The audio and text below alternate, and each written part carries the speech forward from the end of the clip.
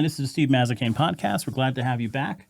We are recording today. So before we get into who our guests are today, we'll talk a little bit about glad you can join us. If you are following us now on YouTube, please like the channel. Please subscribe.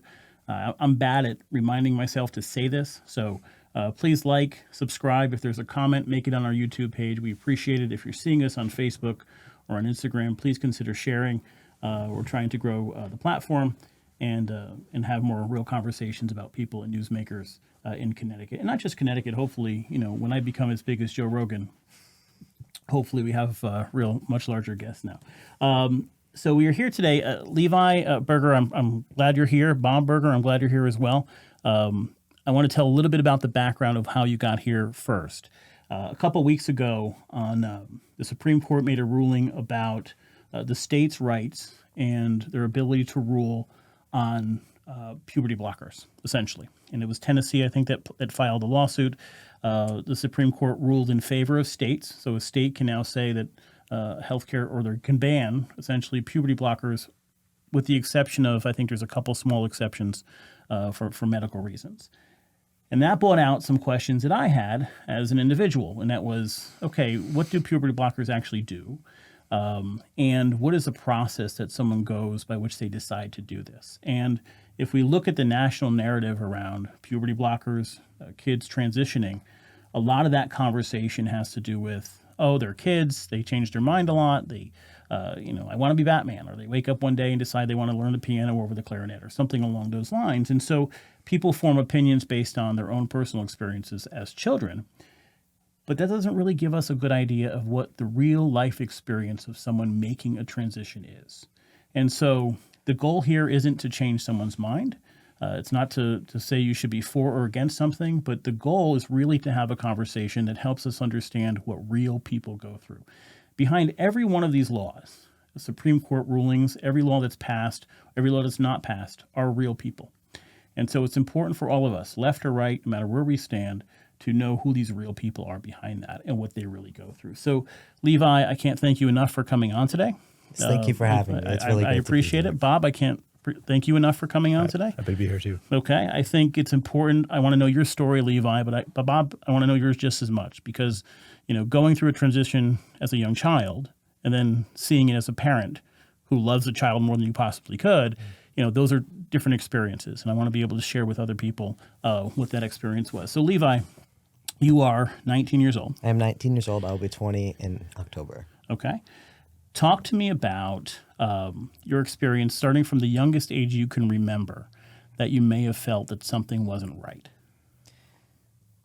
That's a tough question, because it's kind of always been in the back of my mind, I guess. I feel like one of the greatest misconceptions about transgender people is that they woke up one day, like you were saying. Yeah. They woke up one day and they decided to be trans. That's not the case in the slightest. It was pretty much throughout my whole childhood. As soon as I could pick up a shirt to express myself in a way, like I started to. I think the first time I can really remember was refusing to put on a skirt when I was. It's hard to pinpoint, because it's such a long span of time that I felt that way. But I would say when I was maybe 7 or 8. What I'm hearing, and I want you to correct me if I'm wrong, because I don't want to put words in your mouth. Yeah. That it's less about when you figured something out, because others just treated you a certain way that didn't seem to fit. Mm-hmm. So you never felt that you were female. Like you always felt like you were a boy. I always felt out of place. I just didn't have the word. I didn't have the explanation or the right way to put it out into the world and to express myself in that way. So then I don't want to say that you felt male or female. You just felt out of place. Yeah, with at first. The way you felt and the way other people were treating you. Yes.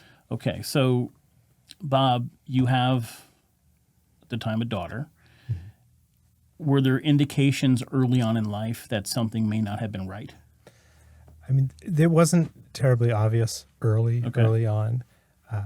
It's true that Levi didn't ever really like dresses were Okay. very feminine kinds of things, and kind of liked sports, and was athletic, and so kind of tomboyish. Which is Yeah. not crazy. It's which- not yeah, crazy, okay, and yeah. it seemed just like that's the kid Okay. that he was.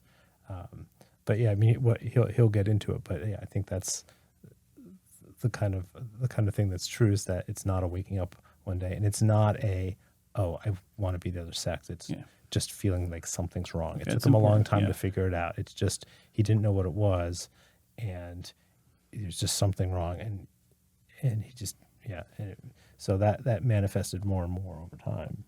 So we say over time. So give us your experience. So you don't feel right. When does that grow? Especially, I think the main point, the turning point, was when I started puberty. Okay. I started going through I was around 11, 12, I want to say. It was when I started to notice changes, and that kind of sent me into a spiral, because Okay. it's the first real visual declaration that my body is telling me that this is who I am supposed to be, if that makes sense. I don't Okay. know if that's confusing at all, but No, I think I think that would be probably the most obvious thing Yeah. for most people to understand. Let's go a little bit earlier though. Were there signs at 6, 7, 8? Now you clearly felt confused or not yourself. Like the things that normal girls gravitated to, you didn't gravitate yeah, to. exactly. When did you start seeing signs? I mean, you had a tomboyish girl. Tomboyish girl, but and that's kind of it. Yeah. It didn't manifest itself in really kind of anything that seemed like a mental health Okay. kind of issue. In general, seemed like a happy kid, had good friends, was involved in activities. Just kind of always kind of who he was. That Yeah. wasn't a kid that wore dresses. Okay, which is fine. Yeah, exactly. So yeah, it didn't really, from my perspective, I didn't internalize anything that was really wrong until he hit puberty, and Okay. then things really change. So from your perspective, talk to me about what was that like. So what did you see in your son? When he began to hit puberty, well, first, I think he was still struggling. He didn't really know still what it was. Okay. But there was a period of time, I think when you were about 13, he started to, I think, to try to feel more how he thought he should feel. His dress and changed more explicitly to more masculine kind of dress, and his hairstyle.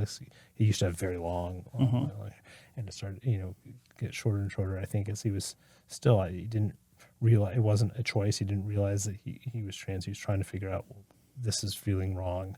What is feeling more right?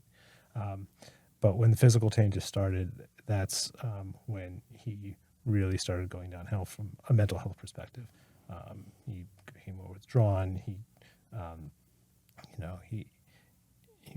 became depressed, and of course, your parents, you're very concerned about your kid. We got him, into the Brantford Counseling Center was very helpful. We had a social worker that he liked. It was in therapy. We made sure there was nothing, medically wrong with him. But he really started to get more and more distressed as those physical changes kind of manifested. And this kind of gets into one of the things that we were talking about before we started about the choices for medication. Why would you kind of do such a thing? And so if you had asked me when he was 11, 12, I would be just a year or two later considering puberty blockers, which is the first. I would have said, no, of course not. That's a kind of an off-label use of a Lupron, which is it's a hormonal drug, which is a fairly powerful drug. Long-term side effects unknown. That would, of course, we wouldn't want to do that. But what happened was, as he hit puberty, when he would have his monthly cycle, he would really go downhill, and it was very traumatic for him. He began to self-harm. He was cutting himself, we as parents were trying to do whatever we could to help, the counseling and talk to him and supporting his dress and supporting his clothing, and talking to the school and talking to his teachers, and really trying to do anything we could to help him. But it became a very serious mental health kind of issue, and so the decision ultimately, and Yale New Haven Health has a gender program that has quite a bit of a waiting time to get into it, and we got Levi into that, and that has experts, psychologists and endocrinologists and people who are very experienced in gender dysphoria, and at that point we were kind of in the midst of that when you came out to me, when you finally kind of figured it out. Yep. Right? Yeah. So he came out to me first and said, and I wasn't shocked because of the way the dress and the hair had been changing, and because of his mannerisms, and because of how in distress he could become. It wasn't all the time, but that must have been unbelievably hard for you every month to. It was very scary. It was. A parent isn't going to make the decision lightly to consider medication, but when you also, as a parent, an advice of your doctors are locking up medications and hiding the sharps in the house, then it's serious. It's real, and you're trying to do the best you can to keep your kids safe. And let's just go back a second here, because Levi, I want to get your experience too. So for the most part, until you hit puberty, you just felt you were a normal kid, just felt like you didn't really fit.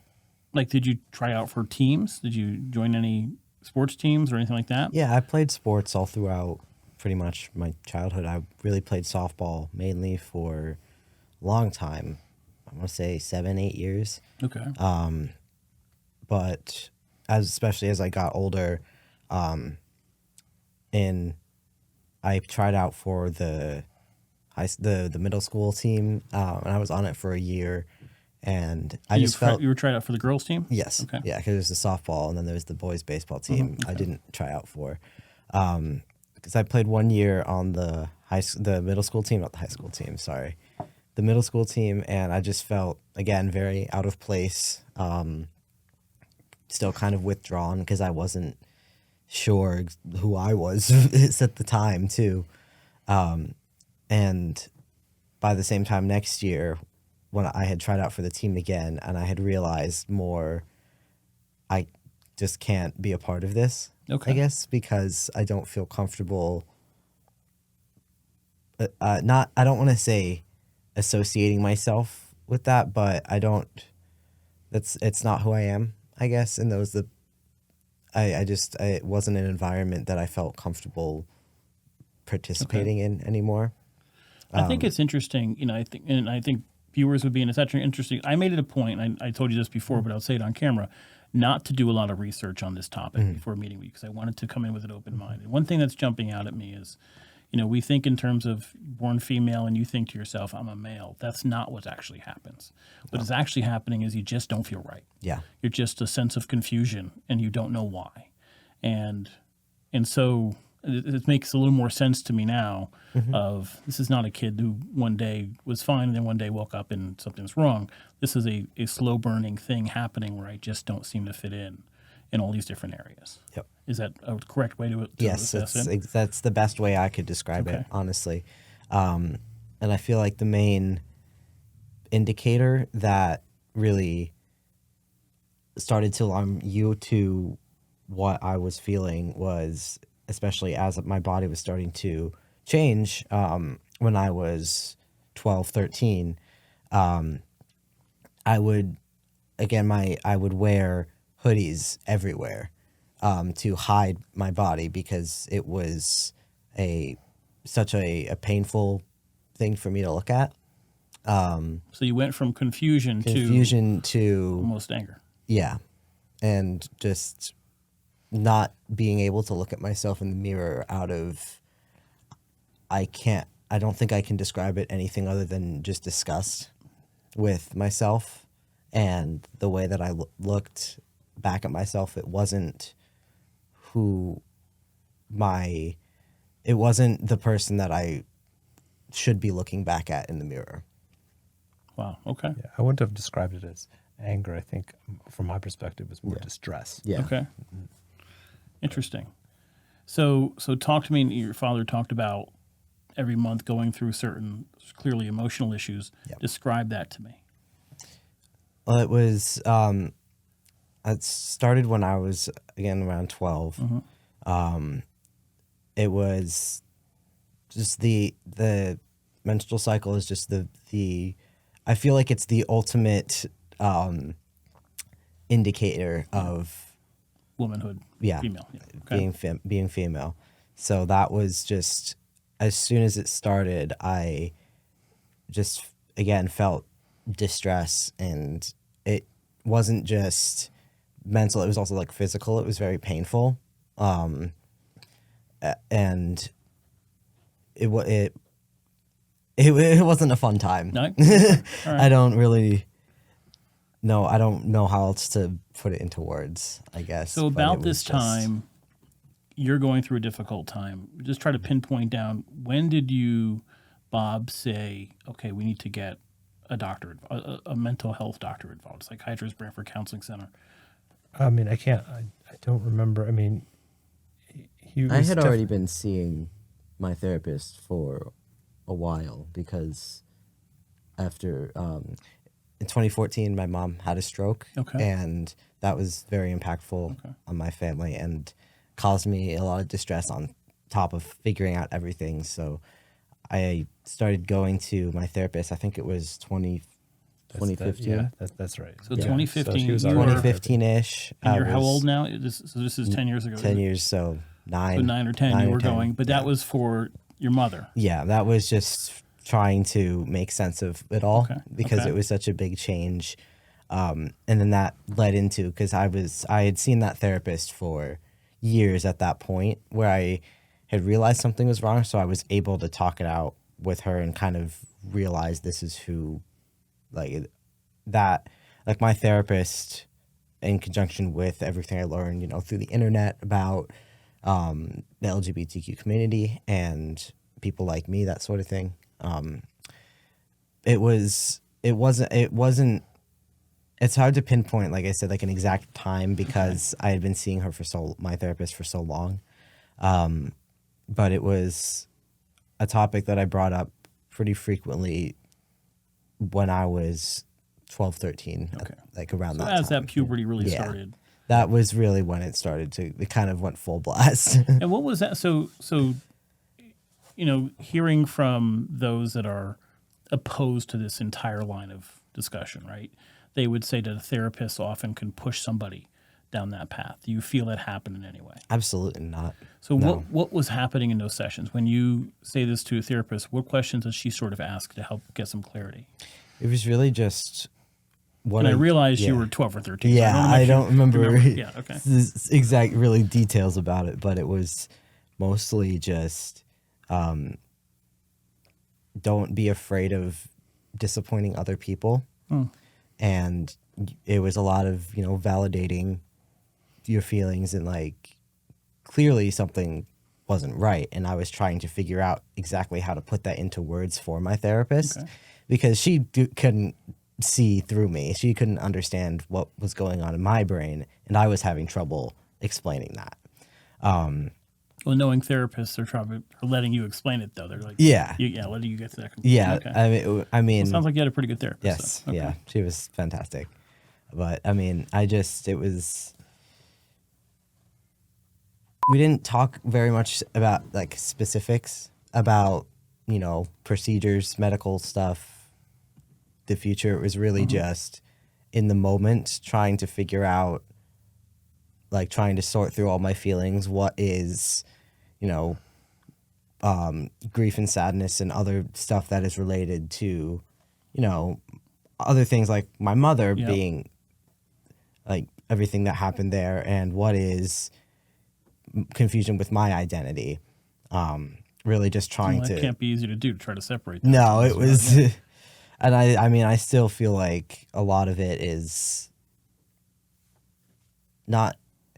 I feel like a lot of it is kind of intertwined, because it was such a big event in my life, and then on top of that, I was getting older and kind of still reeling from this event, trying to figure out, grow up with this burden. Not a burden, not that my mom's a burden or anything. I didn't mean to say it like that. Oh my goodness. So but just like give me this a little bit of background on your Yeah. mom here. She had a stroke. This is back in about 10 years ago. 2014. Is she? Where is she now? Is she? She's home, Okay. but it did leave her permanently disabled. Okay. She has All right. mobility issues on one side. Okay. There's mild cognitive issues. So But she's healthy and okay. yeah, I mean, she's Within reason. she's self-sufficient around Okay. the house, Yes. but I mean she can't drive. There are limitations that it imposed on our family, and so it was it changed. It did. It changed the a lot, whole, and it was a lot of changes all at once, and it put me in a place where I kind of felt like I had to, not focus on myself, but kind of focus on how to sort through these. Like I said, sort through these feelings, and I kind of not uncovered what I was feeling this way, but those sessions with my therapist kind of led into me realizing that I was transgender and things about myself that I don't think I would have realized if it weren't for my therapist. Okay. And that's not saying that she pushed anything on me, because like I said, we didn't talk a lot about the specifics. It was mostly just figuring out what I was going through and what I needed in that moment, and what I could do for myself and what the people around me could do for me to help me get into a better headspace. And that's what a therapist should do. Yeah, like your coping exactly. mechanisms and things of that Yes, nature. coping I mechanisms were a think- big thing. So I'll repeat back to you what I'm hearing, because I think this is what the audience would hear, is that for the most part it was confusion. Yeah. And then you get to actual physical body changes where it's clear something's wrong. So this isn't confusion anymore. Now I know I don't fit in whatever body this is.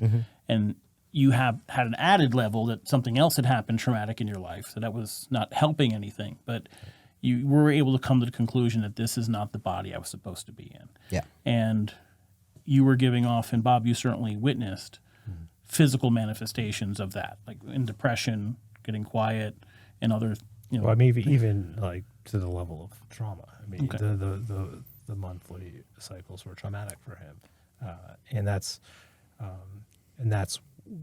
what helped us, get with the advice of his therapist, and he had his therapist who was a social worker.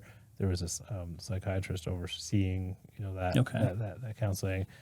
The gender center had a psychologist kind of in the intake interview both parents and him at length, and then there were doctors at the gender program. So all of that consultation All right, so led let's into the let's go through that a little Yeah. slower. Okay, so you have a social worker you're working with, your therapist that you've had for a while. There is someone over that who is a licensed clinical psychologist Yes. over that person. The psychiatrist. Brantford- This is all. Both of those are at Brantford Counseling Yeah. Center. Psychiatrist. It's not the same person. It rotates. It's like the Yale. It's like through the Yale program. They rotate fellows every month. Okay. every year. Every year, not every month. This is at Sorry, the it's like counseling center, every or- at the counseling at the center. counseling Yes, like center. every July they rotate. So I've seen a lot of different psychiatrists, but they prescribe me my medications that I take for my anxiety and my depression, and that's all through the counseling center. And then I have the doctors at the gender clinic. I have my main endocrinologist, who is the one who prescribes the testosterone treatment. Okay.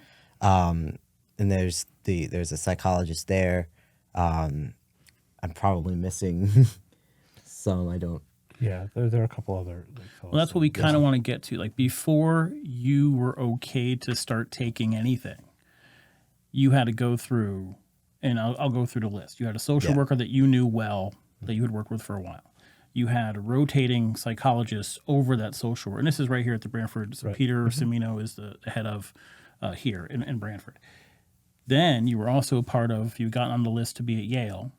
You had an endocrinologist there who was a medical doctor. Then you had other therapists as well that you had to Yes. talk to. And this is before. And the therapist at the gender program had to interview him and parents. And parents. Before anything could be Anything could be. formally diagnosed and actually get, what were you diagnosed with? Gender dysphoria. I believe I was also diagnosed with body dysmorphia, and the difference,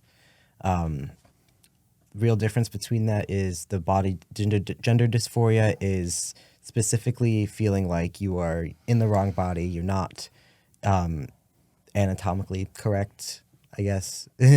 And then the body dysmorphia is like if you look in a mirror, the reflection you see isn't what your body actually looks like. Like there's a lot of people have body dysmorphia, and a lot of it comes in hand with self-esteem issues, that sort of thing. And that was the main factor which caused us to really go for the medical treatment. Okay. So you're going through all these interviews. You and your wife were also going through all these interviews. Bob, talk to me about, you're a parent going through this. Talk to me about that process. All right. Well, I mean, you're trying to help your child. I mean, there's no political agenda at all, right? But I'm saying even and I would say that with what somebody who's going through this has to go through, the idea that a social worker with an agenda could convince someone to be trans and go through all this is right. So I mean that, or doctors. There's no agenda to make people trans. I mean, the people who are diagnosed with this have been thoroughly looked at by both mental health professionals and medical doctors, and this is something which is well established in the medical community as an actual diagnosis, as a condition. And so we're as parents, you're trying to do everything you can to help, because I mean at home I see him in distress, right? We're worrying about self-harm. I mean there are moments kind of burned into my mind. One time he came out of the bathroom and just like held out his arm, so and it was and he doesn't know what's happening, and he there are moments where like he's just sobbing and saying, I just want to be normal, right? It's like this isn't something that is a frivolous decision. It's something which is just an intention. I mean, I'm sure there are some teenagers out there that is kind of hey and dress but those aren't the ones that are undergoing medical care and going through this, right? And seeing all the doctors. The psychiatrist is going to be able to weed them out relatively quickly. Yeah, I mean, they're not going to go to a psychiatrist and try to convince me. They're just going to dress and kind of say, "Look at me," right? Like teenagers, do with other kinds of things. So at that point, we're at the gender program. He's really struggling, especially monthly, and that is where the first so gender affirming care is a broad range of things, and one thing that I think is left out when the political debate on gender affirming care is really it's age appropriate gender affirming care, because some gender affirming care is just with younger children, allowing them to dress the way they feel the more comfortably, or if they really kind of want to be called a different name for whatever, call them a different name, right? That's nothing. So there really isn't any medical drug intervention until about even possible until from a legal perspective. That's what we're talking about. Right. So a parent being acceptive of their kid, right, is a different right. story. But that still does fall under, right. It falls under the broad category of gender affirming care. But yes, as far as medication, so we are at the point now where we're at the gender clinic. We are consulting with endocrinologists and psychologists and trying to figure out, the best way forward. And that is the first, the first time that we really did just make the decision that medication was the best next step. And that was, the main point of I guess the recent legislation is puberty blockers. Yeah. So he was prescribed Lupron, which it's actually an off-label use of the drug. It's not a drug that's that's its primary use. But what that does when it's being used to treat those with gender dysphoria is it stops the monthly cycle, and it stops further growth of breasts. And so and then, but again, if you stop using it, then it comes back. So that's actually a key point I want to get on for a second. If you stop using the medical gender blocker, yes, your body reverts back to whatever. So, Yes. so this idea that it's permanent damage to somebody is just not the case. The risk is that long-term effects of long-term use of that hasn't been right. It hasn't been used for this purpose for a long time. Okay. But the blockers are not something that's used long-term. Right? The blockers are something which when they're hitting puberty can stop cycles, and then if it becomes determined that the best course of action is to start hormone therapy, that's the long-term option, because hormone therapy. Okay, you're going to have to give me a little medical background, the definition here. So we have the puberty blockers, Yeah. and that's something that you started at what age? 12? I was 13. 13, okay. Yes.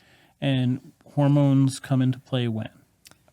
So I started the puberty blockers July of 2019, and then I got the first testosterone treatment was, I believe it was February of 2020. Okay. So it was Or a 7 few years months. later, okay. So the puberty blockers are kind of a triage. Yeah. Okay. And then if it's determined that that's helping and that it's helping both physically and the mental health perspective, and then it can be prescribed that like longer term Okay. hormone treatment. It would be the best course of And you knew, I mean, you were living with someone realizing that puberty is causing a serious problem here. Serious It problem. was like you're seeing your kid in a serious amount of pain I every mean, day. Yes. Yeah. I Okay. mean, yeah. And I mean, right. Serious amount of pain. And I mean, self-harming. And I mean, the worst point during, and COVID happened in there. And so that wasn't helpful Yeah. because when he was, isolated on his Yeah. own, that was even worse. Yeah. So he would go and do walking sessions with his social worker therapist. Okay. And one day, is this okay? Yeah, of course. He did their walking session, and he came and got in the car, and Service came around to my side of the car and said, "Okay, I don't feel safe sending him home, so here's what's going to happen. I'm going to make a phone call, and an ambulance is going to come, and the police are going to come, and we're going to take him to, you'll come with us. You'll come to New Haven, and we need to admit him for his own safety." And so this is in the midst of COVID. There's a lot of mental health issues going on with teenagers. And so I found myself, going to pick him up from therapy. And 10 minutes later, I found myself in the back of an ambulance going to Young Haven. And we had to wait 4 days for a bed in the inpatient Wow, section. okay. So we were in the ER for 4 days. And then he spent a couple of weeks inpatient. It was a week. 1 week? 1 week. That was 2. Okay, 1 week inpatient. It But was then it was 2 weeks by the end of the whole thing. By the end of, the ER plus, Waiting for the right, bed. Okay. Yeah. Right. Yep. And then he had a very intensive outpatient therapy daily, 5 days a week, that cut into the school day partially. And so he got way behind at school. Yeah. He was very stressed about that. Guy couldn't catch up. This was sophomore year in high school. And so leading up to that, I mean, it was, this is what the point gets to, where if you're a parent, there's no political agenda. Yeah. You're trying to help your kid. Yeah. Parents who might kind of be listening and not having, thought about this in depth, or not kind of just say, I would never allow that to happen. What gets you there is at the worst of it, there was, it's hard for me to say exactly how long, but months, where I had a morning kind of routine where I'd wake up and I'd have just a ball of fear in my stomach. And I would kind of be frozen in bed. I would make myself get up, and I'd go and knock on his door, and I would be thinking to myself, is he going to answer? And he answered, and I'd get a wave of relief. And that ball of fear doesn't go away, but it's kind of knocked down until the next morning. And day after day, you're just scared that your kid is going to not be there. And so, that gets you to a point, well, how can I help this kid? And so that at that point, the idea of hormone therapy that makes him feel more of himself, it's not a political issue at all. Yeah. And I knew this early on because I had researched, I'm sure. what is the best outcomes? How can you support it? And really the number one, because the suicide attempt rate is so high with transgender kids, is just parental support is the biggest factor in in a positive outcome. And so, I mean, when he came out to me, I knew that, and so I was supportive, as much as I could be right off the bat. But you come to realize, do you want a live son or a dead daughter? And that's really it's not hyperbole to say that. It's because it is a real prospect for that to happen if you don't support or they don't have that care. And that's why, as a someone who kind of internalizes and has gone through this, reading the news and the Supreme Court cases breaks my heart, because I know that there are parents in Tennessee right now who know that there's treatments that are a standard medically accepted treatments that could help their kid that they don't have access to. And because I don't think without that care, Levi would be here. So I don't see it as a political issue. I think I see it as a healthcare issue, that decisions are being made that are misinformed, that are not based in like the reality of, it's framed as a states' rights thing. Yep. But I would frame it as a parental rights thing, where parents and doctors who know the kid should be free to be able to, make the determination of what's best as a healthcare. And I don't want to preach politics, but there's no. I mean, if I had been asked when he was 11, 12, whether I'd be in support of, long-term, drug therapy that could be lifelong, I think I would have said, "Oh my God, well, let's put this off until, he's older and can make a decision." But when you're trying to, when the kid is in distress, when you're trying to save his life, when you're trying to, and it's, he's much, much better now. Now, we can kind of move on, because we can talk about surgery too. Well, we'll get to that. I want to talk about, though, your mental health leading up to getting the diagnosis.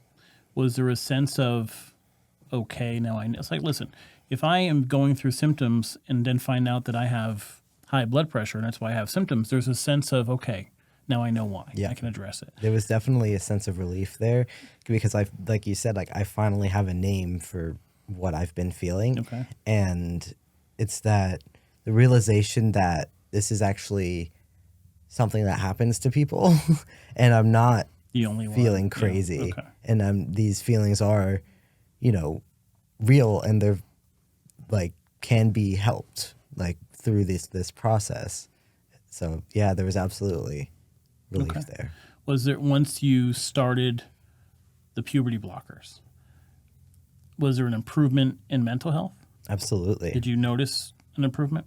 It took some time to kick in. Obviously, it takes the shots that I were taking. It was a 3-month dose, so I would go in every 3 months. I only got a few doses that way because I started the testosterone treatment 6 or 7 months after my first dose, which is, from my understanding, pretty typical.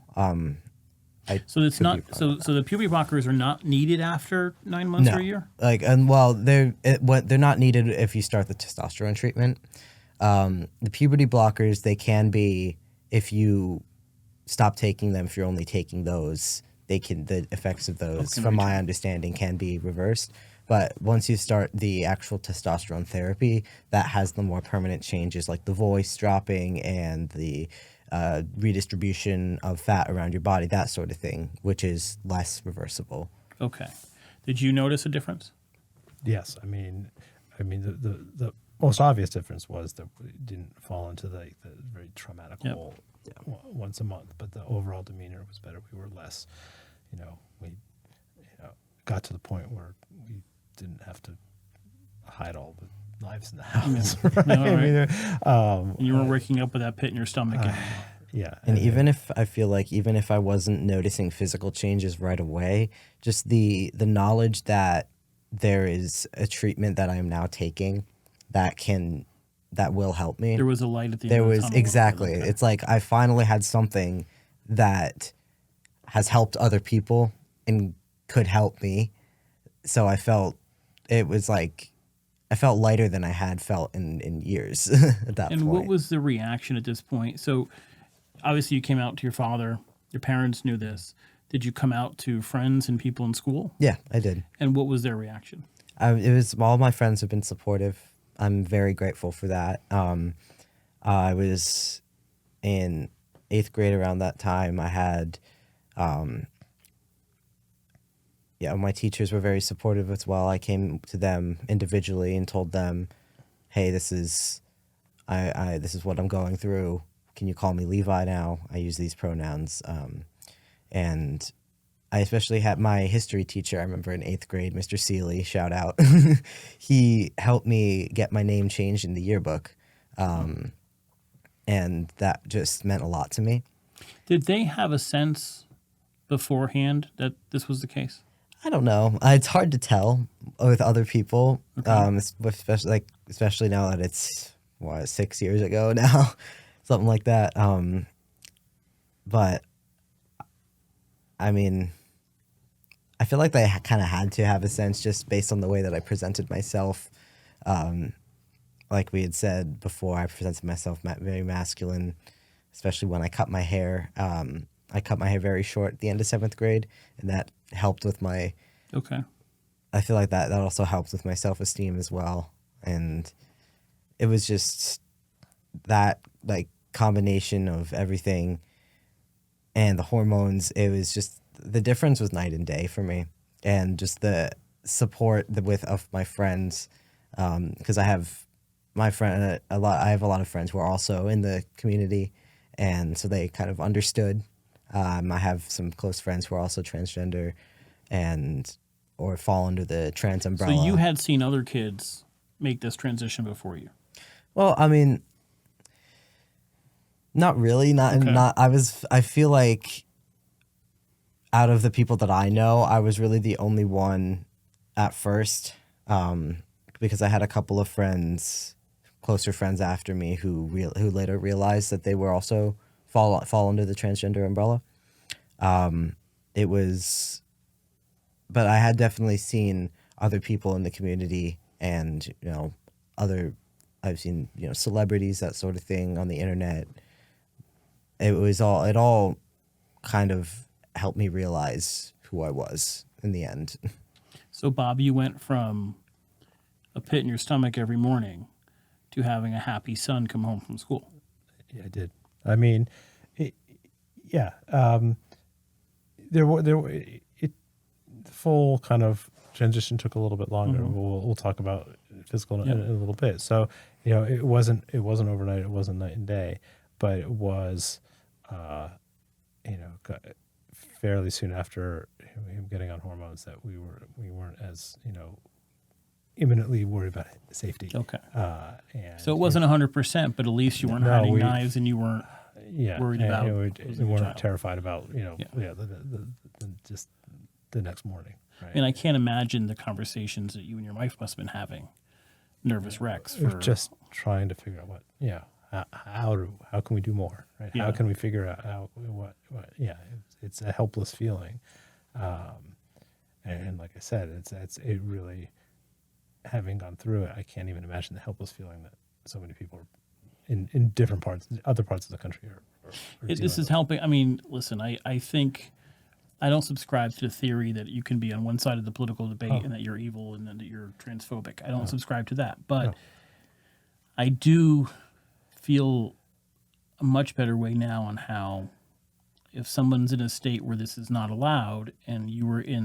waking up every morning hoping your son was alive or your child was alive, and that there is something that might significantly help that you don't have access to, that's got to be difficult. And I don't want to make this, I don't want to push an agenda, but I specifically told myself not to push an agenda when having this interview, but I get that a little more now, that I feel like, okay, we're one shot every 3 months away from feeling better. What is going on? Like, why is it? And another thing, which just kind of a point of like whether this is a reasonable thing to be accepted as a medical in the medical community. I mean,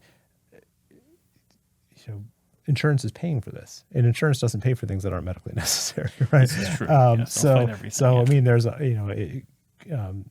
required like a lot of documentation, a lot of opinions from different, but in the end, both the puberty blockers and his hormones are covered medications as medically necessary healthcare. So not only did you have to go through multiple therapists and doctors and the check marks from everybody else, the insurance company went through their appropriate things to say, okay, yes, this makes sense. There were so many approval letters that we had to get from all of the. I feel like this is more for my surgery because I got top surgery. Right, so let's talk about that. I know you brought it up a few times. So before the puberty blockers, things had grown in. Yes. Okay, so the puberty blockers stopped it where it was, I guess, but then you still wanted to have surgery. Yes. How old were you when you had surgery? I was 16. Talk to me about the process you had to go through to get approval for surgery. There was a lot. It took a long time. I don't I feel like you could shed more light on the process. First is coming to comfort levels parents has to, because again, if you had asked me when he was 12 or 13, at 16 would I consent to him undergoing what seems on the surface like an elective permanent cosmetic surgery? I would have said no. I mean, wait till the reasonable thing is to say absolutely. We have to wait till you're an adult. Surgery now, you're removing the hole. This is not a temporary thing. This is a permanent. That's permanent. But I mean, I'm saying, my opinion, having not been part of this, would have been, of course, I don't support surgery at 16. Late 18, wait till he's an adult and can really make an informed decision on himself. But then you live this and live the fact and live the examples of you can see on a day-to-day basis how alien he feels in his own body. I mean, he talked about the hoodies. Yeah. We took a trip out west. We're trying to get the kids to all states, right? So we're out west, and there are specific things I remember. And I remember being in the Badlands in South Dakota, and it was hot. I mean, it was like 105 degrees. There's no shade anywhere. And if you look at the pictures of us in the Badlands, he's wearing a big, thick hoodie sweatshirt. 105-degree weather, because just how he felt, how alien he felt in his body was there all the time. And he was also at that point wearing a binder, so very tight binders, so he would present the way he felt like he would need to present it. But that has long-term health issues as well. And he also, I'm seeing him wearing this uncomfortable, incredibly tight thing all the time. And in a day-to-day, we'd go to the beach, and there are swim binders, but other kids are pulling off their shirts and running into the water, and he's just kind of hanging back. And so living and observing his lived experience on a day-to-day basis and how alien he felt in his own body, and seeing that every single day by the time he did turn 16. And so another misconception nationally as part of this debate is that kids are willy-nilly mutilating themselves, and 12-year-olds can go and they can, get surgery, go down to the corner.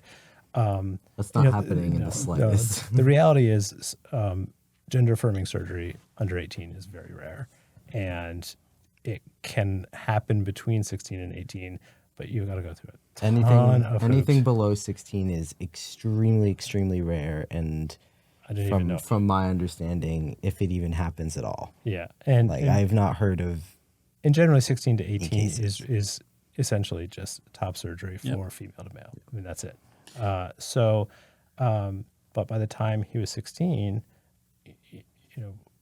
we just knew that this is something that it was clear this is something that would just a part of him. 3 years before, I would have been horrified to think that I would consider such a thing. And when he was 16, so we had to, parents had to write letters of support. His social worker, the overseeing psychologist, the psychologist from the gender program, the surgeon we were going to use.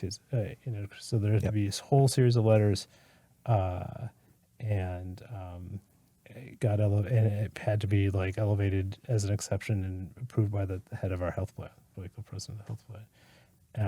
And it was approved and also covered by insurance as a medically necessary procedure. And that is what really, really kind of turned things around, because once that happened, and I mean, it was horribly difficult for me to send my kid into surgery. Yeah, of course.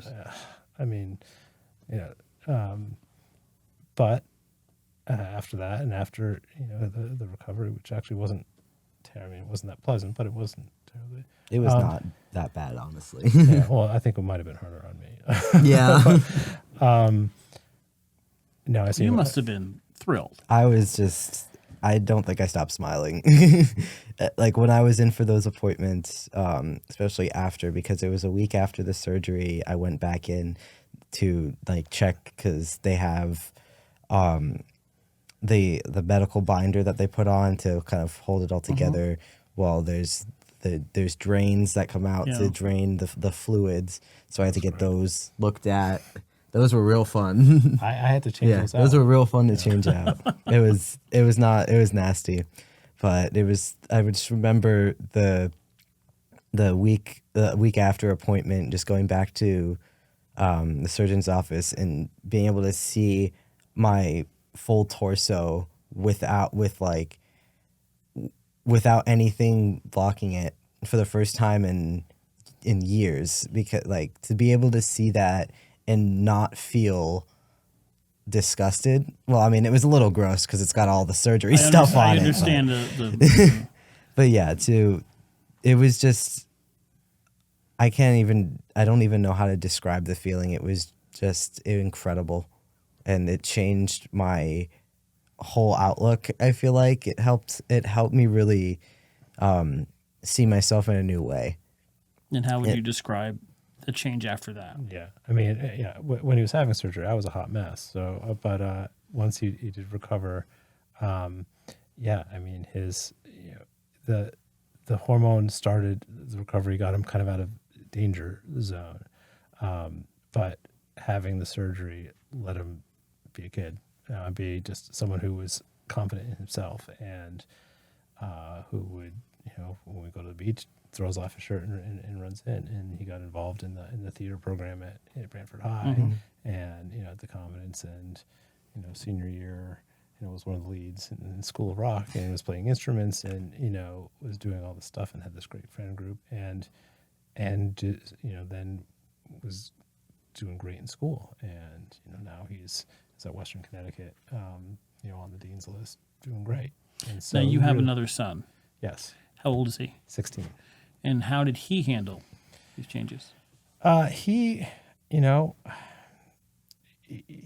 kind of actually was. He never had any issues with it. He didn't have any. He was young. He was pretty young when I first came out. He's 3 years younger than me, so he was 9, 10 when it first happened. I'm sure. I'm sure it was confusing for him, but he saw us supporting Levi and never really questioned it. Didn't question it. Just would honor the name, and I mean, I worry about all the both that and my wife's stroke.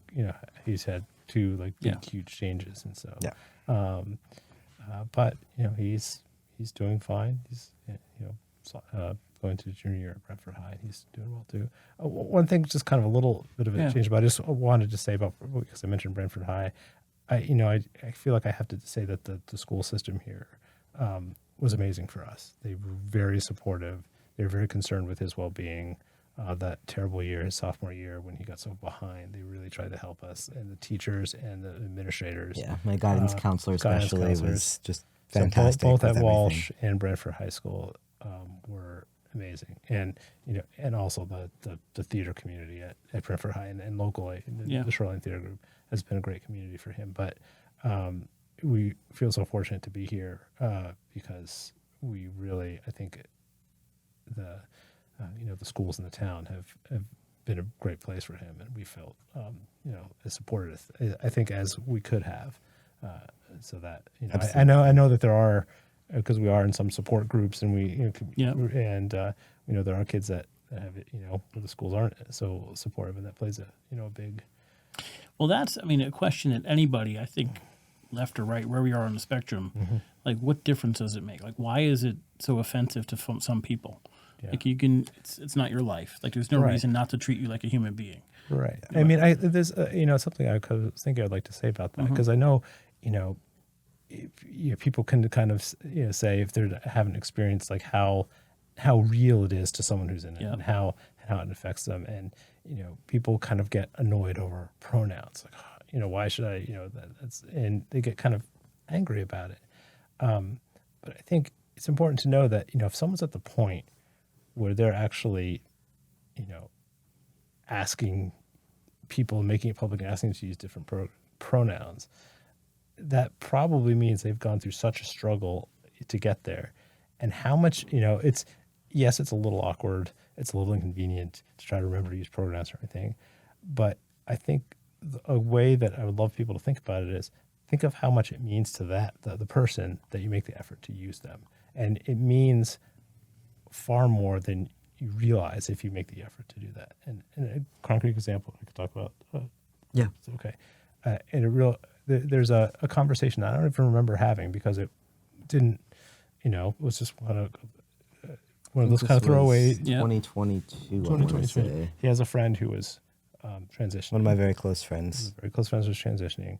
And unfortunately, one of his parents wasn't supportive and was having a very difficult time with it. I mean, we had a very difficult time and were supportive, but it wasn't supportive to him. And he had already chosen the name he preferred to be called by. And I guess, was I picking him up or I don't know. We were at the Guilford Fair. We were coming right in. We saw them at I was apparently talking to the parent that wasn't supportive, and I was using the preferred name. Yep. And I don't even remember this conversation. But last year, his friend, wrote me a Father's Day card and said, I just, wanted to tell you about that moment at the Guilford Fair when you were talking to my parent and you were using my name. And I'll never forget that. It meant so much to me. And thank you so much for doing that. All right. And so for me, it was something I don't even remember. But for him, it was like in a point where he was transitioning and he was questioning and he was struggling, a sign of support. So, if one thing, I hope people learn from this podcast, but make an effort with the pronouns, because if someone's asking you to do that, it's taken them a lot to ask you to do that. And it doesn't mean that you could disagree. Support, you can coldly disagree. You could disagree. What difference does it make to call somebody? If you're concerned with it, just know that it's going to mean a lot to that person if you make that effort. No, I've known a few that had transferred or transitioned, I should say.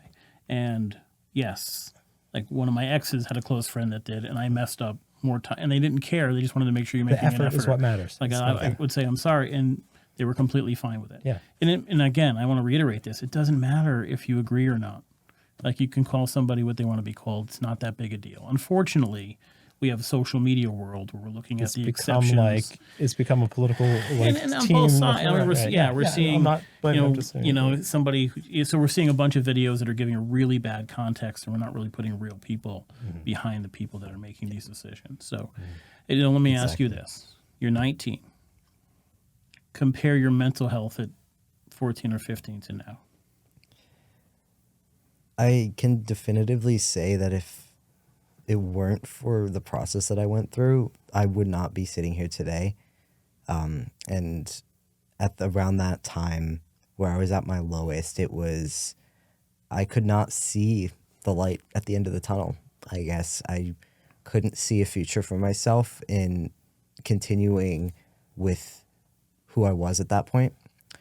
And now I feel like I am who I'm supposed to be. And I feel like I have so many opportunities ahead of me, and that if I've come this far already, who knows where I can go with it. Like, 'cause